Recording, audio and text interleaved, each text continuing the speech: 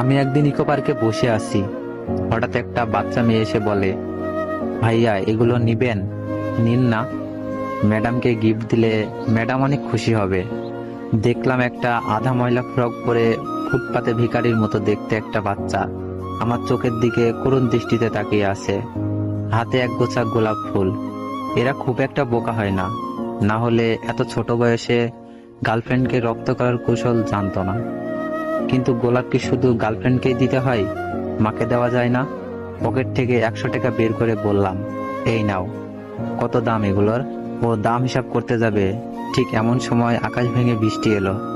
কাছাকাছি একটা ঝুপড়ির মতো জায়গা, দৌড়ে আশ্রয় নিলাম ওইখানে। মেয়েটাও আমার পিছু পিছু এসে আমার পাশে বসেছে। এদিকে মুষলধারে বৃষ্টি হচ্ছে। এক কাপ চা হলে বেশ ভালো হতো। রাস্তার ওপাশে চায়ের দোকান, কিন্তু আনবে কে? ওকে জিজ্ঞেস করলাম।